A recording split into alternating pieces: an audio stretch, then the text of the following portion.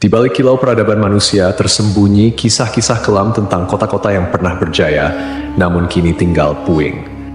5 nama terukir dalam sejarah bukan karena kejayaannya, melainkan karena kehancurannya yang spektakuler. Kota-kota ini, yang konon dikutuk oleh Sang Pencipta, menjadi pengingat abadi akan batas antara kehendak manusia dan murka ilahi. Dari debu dan abu, kisah mereka berbisik, memperingatkan generasi mendatang tentang harga yang harus dibayar atas pembangkangan dan dosa. Mari kita telusuri jejak kota terkutuk ini, yang nasibnya telah diputuskan oleh tangan Tuhan sendiri. 1. Pompei.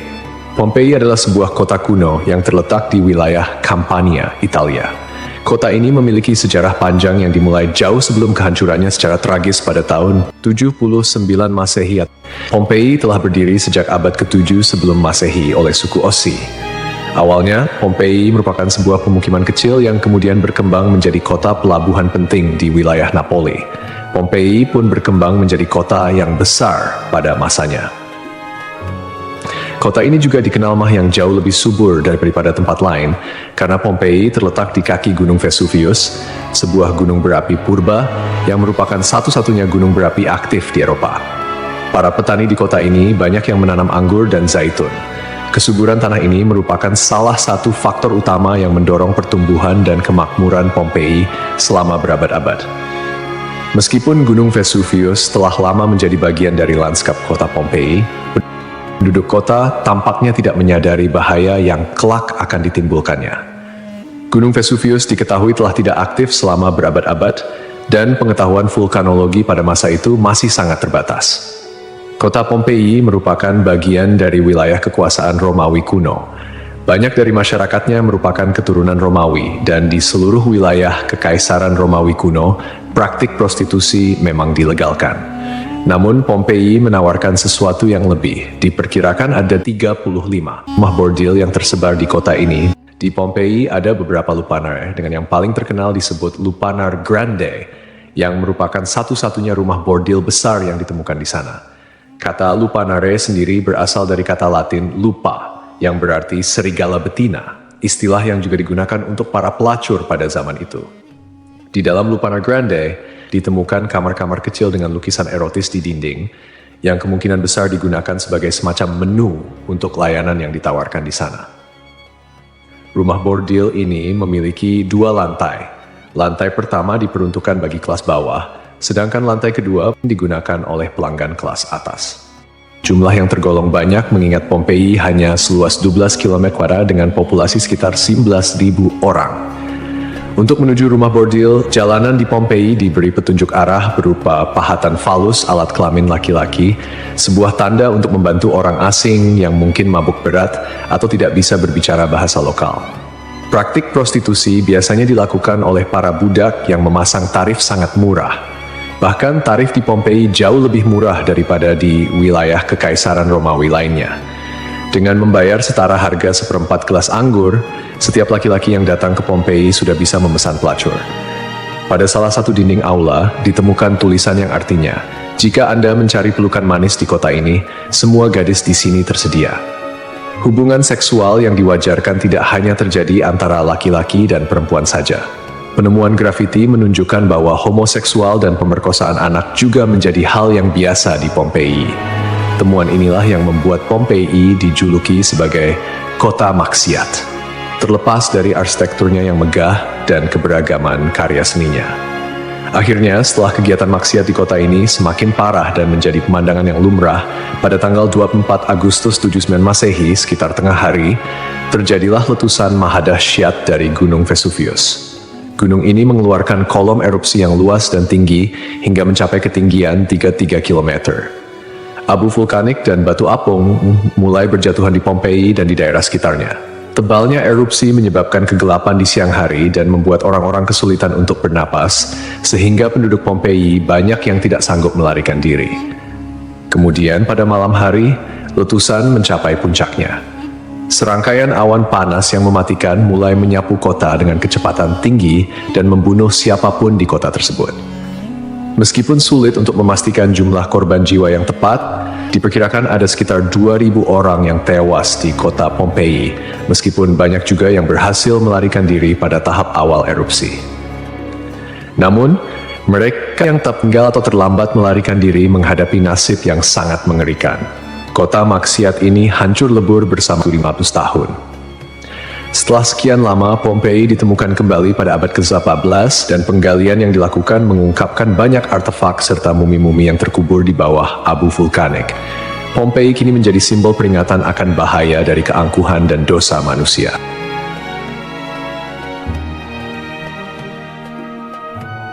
Kisah Desa Legetang. Pada suatu hari di Desa Legetang, warga melihat banyak binatang liar berkeliaran di sekitar jalan desa. Binatang-binatang ini, seperti monyet, kera, babi hutan, dan lainnya, bukan berasal dari daerah tersebut.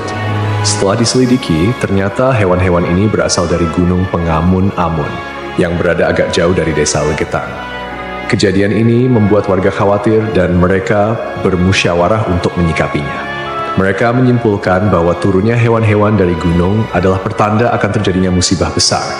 Kepercayaan lokal yang menyatakan bahwa hewan bisa merasakan bencana sebelum terjadi mendorong warga Desa Legetang untuk bertindak cepat. Mereka memutuskan untuk kerja bakti membuat parit di lembah Gunung Pengamun-Amun sebagai upaya antisipasi bencana, khususnya longsor. Desa Legetang terletak di dataran tinggi Dieng, Kecamatan Batur, Kabupaten Banjarnegara, Jawa Tengah. Desa ini dikenal dengan tanahnya yang sangat subur, bahkan lebih subur dibandingkan desa-desa lainnya di sekitarnya. Sebagai contoh, jika semangka yang ditanam di desa lain hanya mencapai berat sekitar 6 kg, semangka yang ditanam di Legetang bisa mencapai 10 hingga 12 kg. Setelah parit selesai dibuat, kehidupan di desa kembali normal. Desa Legetang adalah desa yang makmur, hanya sedikit orang miskin di sana. Banyak saudagar kaya yang hidup mewah dan uang sering dihamburkan untuk hiburan. Setiap malam, mereka sering berjudi dan mengadakan berbagai hiburan yang tidak pantas, seperti kesenian lengger yang kadang berujung pada tindakan asusila. Kesenian ini yang hanya dilakukan di desa tersebut menjadi simbol betapa jauhnya masyarakat desa ini dari nilai-nilai agama dan moral. Setiap malam, penduduk Desa Legetang terlibat dalam berbagai bentuk kemaksiatan, termasuk perjudian, mabuk-mabukan, dan seks bebas. Mereka yang tidak terlibat dalam perilaku ini tampaknya membiarkannya, seolah-olah itu adalah hal yang wajar. Beberapa sumber melaporkan bahwa tingkat kemaksiatan di desa ini sangat tinggi, dengan beberapa laporan ekstrem seperti hubungan seksual antara anak dan ibu kandung. Desa Legetang mengalami hujan yang sangat lebat.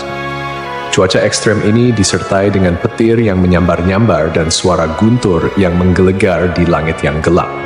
Tiba-tiba, terdengar suara ledakan yang sangat keras yang dapat didengar hingga ke desa-desa di sekitarnya. Bukan paginya, setelah badai reda, penduduk desa-desa tetangga terkejut mendapati bahwa Desa Legetang telah tertimbun tanah dari puncak Gunung Pengamun-Amun. Tragedi ini menelan korban jiwa 351 orang, termasuk bayi dan balita. Hanya satu orang yang berhasil selamat, yaitu seorang pemuda bernama Suhuri yang sedang berada di luar desa saat kejadian. Secara logika, sulit untuk memahami bagaimana Desa Legetang bisa tertimpa longsoran dari puncak gunung yang jauh dan terpisah oleh lembah serta perkebunan. Penduduk desa telah membuat parit sebagai antisipasi terhadap longsor, tetapi bencana ini tampaknya melibatkan fenomena yang tidak bisa dijelaskan dengan mudah. Ada yang berpendapat bahwa kejadian ini adalah azab dari Allah, karena tidak dapat dipahami secara rasional. Ashabul Ras. Ashabul Ras adalah sebuah kaum yang hidup pada zaman dahulu. Kisah mereka disebutkan dalam Al-Quran sebagai salah satu kaum yang mendapat azab dari Allah Subhanahu wa Ta'ala. Nama Ashabul Ras secara harfiah berarti penghuni sumur atau pemilik sumur. Mereka tinggal di sebuah wilayah yang kini diperkirakan berada di antara Yamamah dan Hadramaut di Jazirah Arab. Kehidupan Ashabul Ras sangat bergantung pada sebuah sumur besar yang menjadi sumber air utama. Tidak hanya menjadi pusat kehidupan, tetapi juga menjadi simbol kemakmuran dan identitas kaum tersebut. Mereka membangun peradaban yang cukup maju di sekitar sumur ini dengan pertanian dan peternakan sebagai mata pencaharian utama. Namun, meskipun telah diberi nikmat berupa sumber air yang melimpah, Ashabul Ras justru menyalahgunakan anugerah tersebut. Mereka mengembangkan sistem kepercayaan yang menyimpang dan menyembah pohon cemara besar yang tumbuh di dekat sumur mereka. Pohon ini dianggap suci dan dijadikan objek penyembahan, menggantikan Allah Subhanahu wa Ta'ala sebagai Tuhan yang seharusnya disembah. Kemusyrikan Asyabul Ras tidak berhenti pada penyembahan pohon saja. Mereka juga mengembangkan praktik-praktik yang bertentangan dengan ajaran tauhid, seperti membuat patung-patung yang merepresentasikan dewa-dewa mereka, kemudian melakukan ritual dan persembahan kepada pohon cemara, serta menolak ajaran-ajaran monoteisme yang dibawa oleh para nabi dan rasul. Allah Subhanahu wa Ta'ala dalam rahmatnya yang tak terbatas tidak langsung menghukum Asyabul Ras. Sebaliknya, Allah Subhanahu wa Ta'ala mengutus seorang nabi kepada mereka untuk membimbing dan mengingatkan mereka akan jalan yang benar. Nabi yang diutus ini, menurut beberapa riwayat, adalah Nabi Syuaib, meskipun ada juga yang berpendapat bahwa ia adalah nabi yang lain yang namanya tidak disebutkan dalam Al-Quran. Nabi yang diutus kepada Asyabul Ras berusaha dengan gigih untuk mengajak kaumnya kembali ke jalan yang lurus. Ia menyampaikan risalah tauhid, mengajak mereka untuk hanya menyembah Allah Subhanahu wa Ta'ala dan meninggalkan penyembahan terhadap pohon dan berhala. Nabi ini mengingatkan mereka akan nikmat-nikmat Allah Subhanahu wa Ta'ala yang telah diberikan, termasuk sumur yang menjadi berkah dalam kehidupan mereka. Namun, meski telah diingatkan, mereka tetap keras kepala dalam kekufuran dan kemusyrikan, bahkan mulai mengancam dan memusuhi Nabi yang diutus kepada mereka.